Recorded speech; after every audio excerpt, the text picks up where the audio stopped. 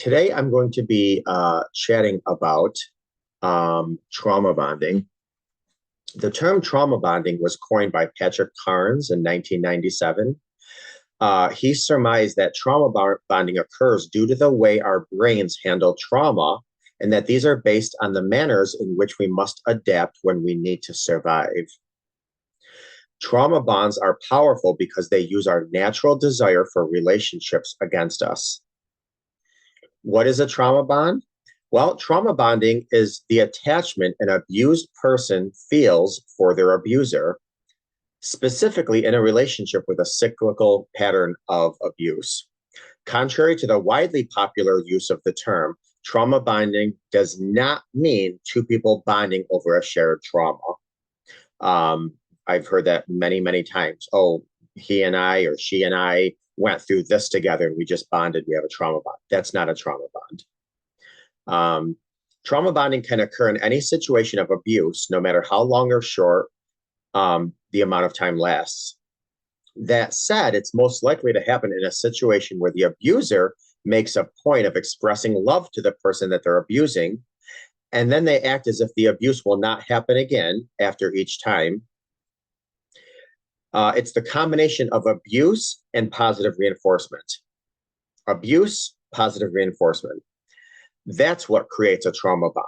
So there's many types of abusive situations in which trauma bonding can occur, and emotional attachments are common in abusive situations.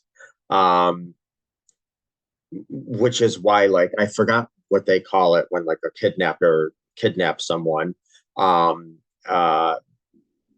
that the person that they kidnapped could actually become emotionally bonded to them or a trauma bond to them, because the abuser can, give, well, I'll get back to that. But a true trauma bond is created due to a cycle of abuse and positive reinforcement, like I said before. After each circumstance of abuse, the abuser professes love, regret, otherwise tries to make the relationship feel safe and needed for the abused person.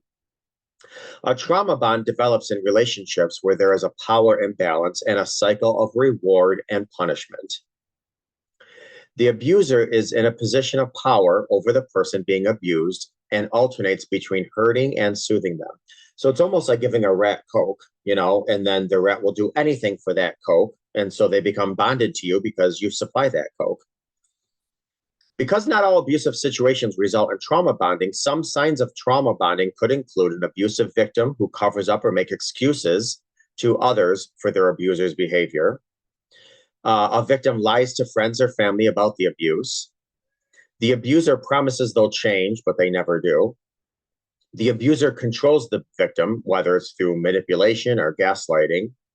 The abuser isolates the victim from friends and family. That's number one sign of abuse, is when you isolate people from friends and family. Or also the abuser gets friends and families on their side. And this really, unfortunately, helps the cycle of this toxicity, because now you have friends and family that are saying, well, it's not all that bad. He's a this and he's a that. He's a nice guy, or she's a nice girl, or what have you. A few examples that you may have experienced trauma bonding in the past could include obsessing over people who have hurt you, though they're no longer in your life. Continuing to seek contact with people whom you know will cause you further pain. Going, quote, overboard to help people that have been very destructive to you in your life. Trusting people again and again who have proven to be unreliable. Wanting to be understood by those who clearly do not care. Choosing to stay in conflict with others, though it would cost you nothing to simply pick up your things and walk away.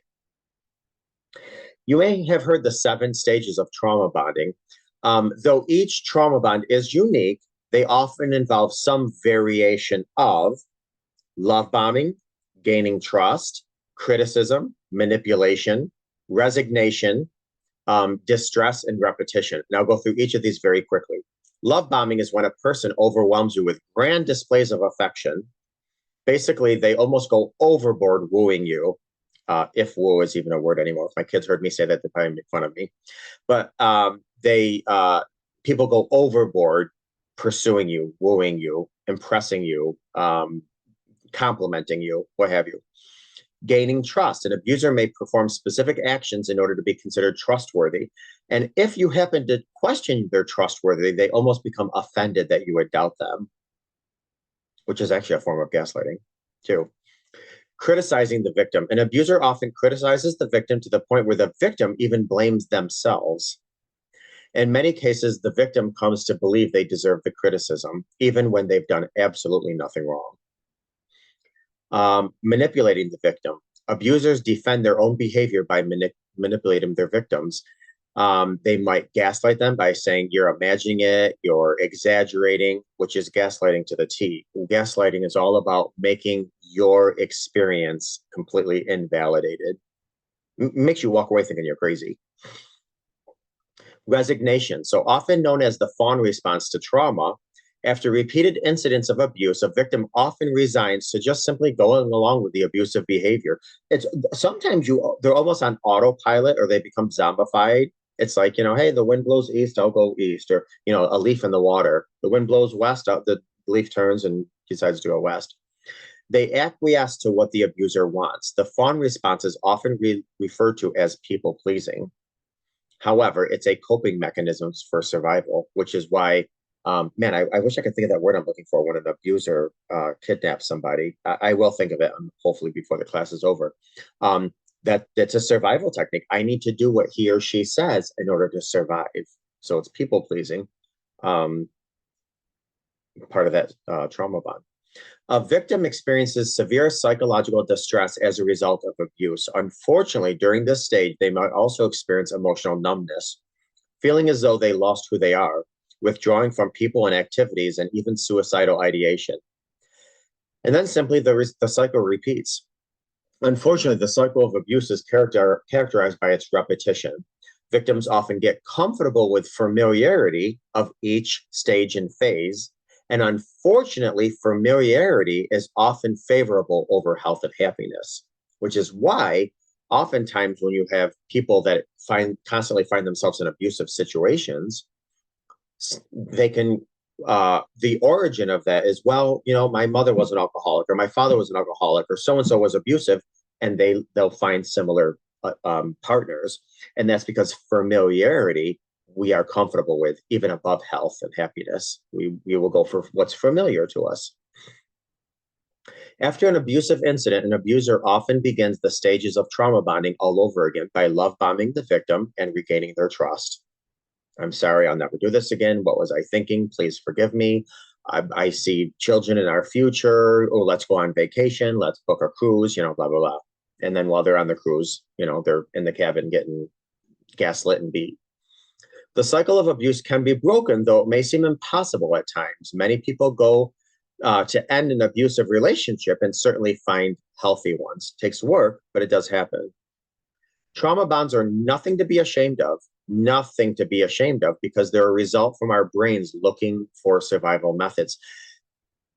And actually, completely off topic, hysterical bonding, this is where a lot of people go overboard, being very sexually intimate with their partners after they find themselves cheating or affairs. Well, I hate the term finding themselves, but that's because it's a survival mechanism. I don't want to lose what's mine, so I'm going to have a lot of sex with this person. So they stay here. And then afterwards, they look back and say, I feel gross. I feel dirty. I can't believe I did that. Well, you can't shame yourself. It was a safety mechanism. The largest and worst impact of trauma bonding is that the positive feelings developed for an abuser could often lead to a person to stay in an abusive situation. This can obviously lead to abuse at best and death at worst. Once separated from the abuser, someone who has trauma bonded to theirs may experience everything from continued trauma to low self-esteem. Additionally, the after effects of trauma bonding can include depression, anxiety. I mean, really a whole spectrum, a whole gamut of things. Talk about, self-hatred for allowing yourself to make certain decisions, even though they were to stay alive. You still feel like crap afterwards, saying, I couldn't believe I lowered myself that much just to, stay alive. I would have rather died. Experiencing trauma bonding may Also increase the likelihood of intergenerational cycle of abuse. And that's simply for many reasons, familiarity, examples, what have you. Obviously, kids learn by example, things like that. So well, I'll get back to that. The first step in healing from trauma bonding is simply naming it, saying, you know what? I am in an unhealthy situation. I am in a relationship where I have trauma bonded. It's very difficult to be able to pinpoint that and acknowledge it. But once you acknowledge it, you're aware of it, at least you can start making changes to change it. By acknowledging it, it exists to being open to breaking the cycle. You are taking a brave step forward to your healing and your freedom. Now, I want to end this class just with this. In the extreme case where you must leave a toxic relationship, you may want to consider a few things, such as a plan for safety. And what that means is that, writing down, okay, today he or she did this. I was at the park today and he or she did this. I was at work today and he or she did this. I was at the store today and he or she did this. And this is, they came and they did this, or they hit me over here. Because if you ever have to take legal action, it's always good to have a history on record of things that you went through. An exit plan. Okay, I'm going to go to a women's shelter or a homeless shelter, a men's shelter. And then I can get on some type of temporary public assistance. And then I can, try to move to another state if so-and-so is violent or whatever. You need a strategic exit plan. Something to share with maybe a trusted friend or family member, because if you have this in writing and you're living with somebody who is toxic and abusive and they find it, this could be a serious situation.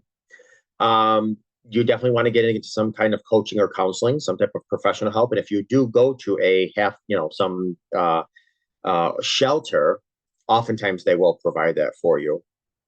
And then, of course, without question, your support circle, whether that's trusted friends and family. It's very difficult when you are trauma bonded to someone because, like I said, they often will come in and try to befriend your friends and family.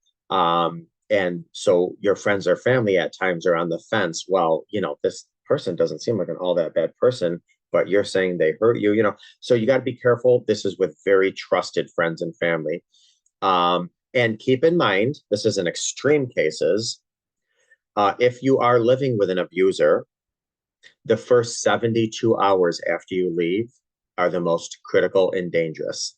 So statistically speaking, that's when harm is going to happen in the first 72 hours after you leave. So the first 72 hours has to be, maybe you need a police escort somewhere. Maybe you need an order of protection, although an order of protection doesn't stop a gun or a knife. But you need a safe place to go and a plan. So hope that I didn't scare you. I hope I helped you.